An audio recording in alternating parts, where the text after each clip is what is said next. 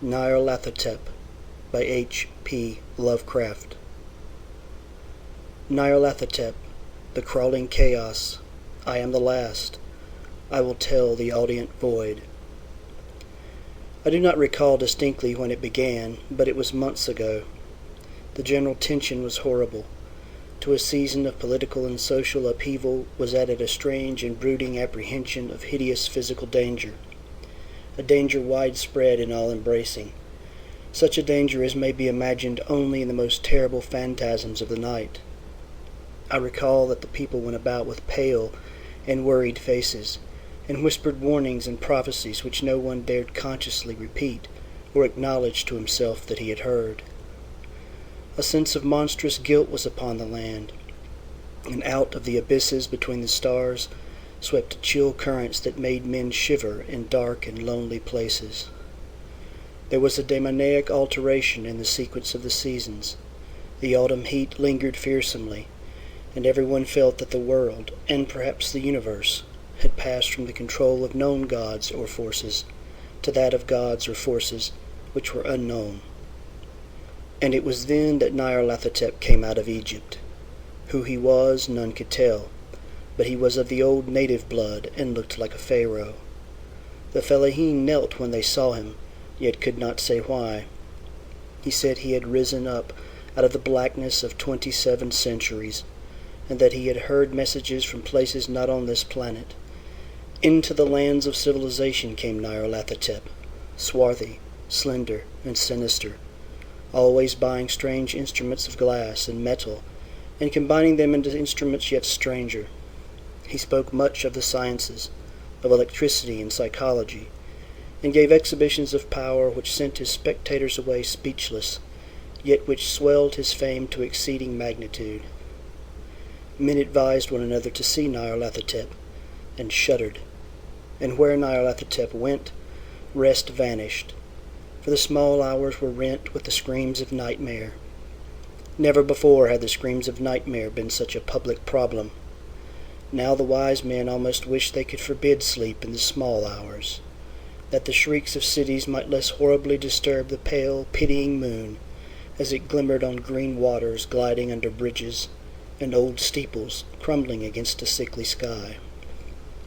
I remember when Nyarlathotep came to my city, the great, the old, the terrible city of unnumbered crimes. My friend had told me of him, and of the impelling fascination and allurement of his revelations, and I burned with eagerness to explore his uttermost mysteries.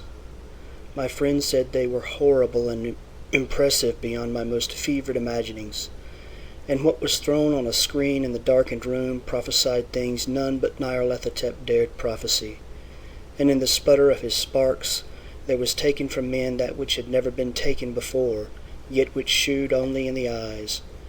And I heard it hinted abroad that those who knew Nyarlathotep looked on sights which others saw not. It was in the hot autumn that I went through the night with the restless crowd to see Nyarlathotep. Through the stifling night and up the endless stairs into the choking room. And shadowed on a screen I saw hooded forms amidst ruins, and yellow evil faces peering from behind fallen monuments. And I saw the world battling against blackness, against the waves of destruction from ultimate space, whirling, churning, struggling around the dimming, cooling sun. Then the sparks played amazingly around the heads of the spectators, and hair stood up on end, whilst shadows more grotesque than I can tell came out and squatted on the heads. And when I, who was colder and more scientific than the rest, mumbled a trembling protest about imposture and static electricity, Nyarlathotep drove us all out, down the dizzy stairs into the damp, hot, deserted midnight streets. I screamed aloud that I was not afraid, that I never could be afraid, and others screamed with me for solace. We swore to one another that the city was exactly the same, and still alive.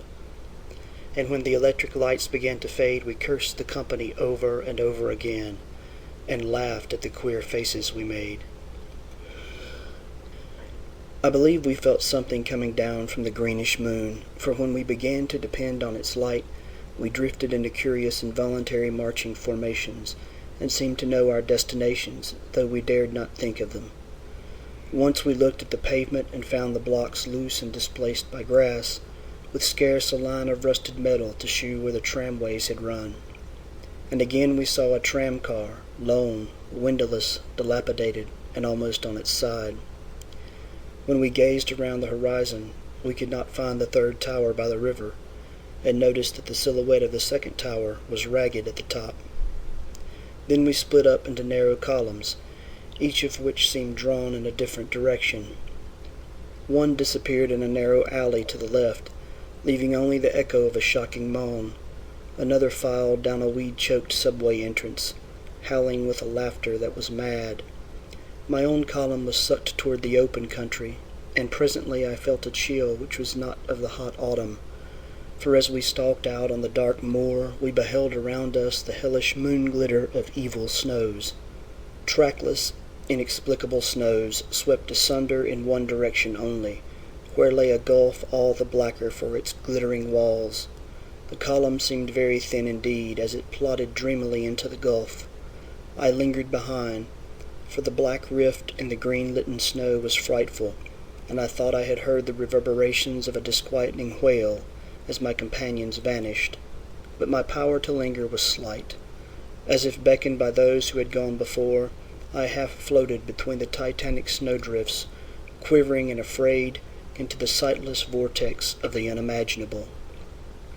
Screamingly sentient, dumbly delirious, only the gods that were can tell.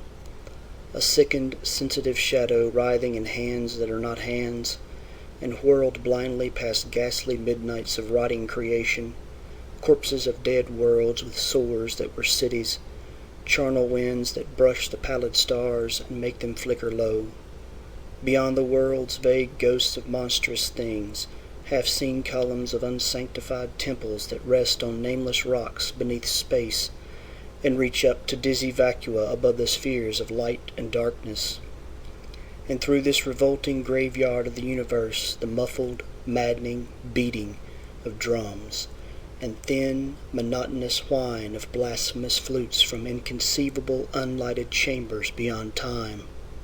The detestable pounding and piping, whereunto dance slowly, awkwardly, and absurdly the gigantic, tenebrous ultimate gods, the blind, voiceless, mindless gargoyles whose soul is Nyarlathotep. End of Nyarlathotep.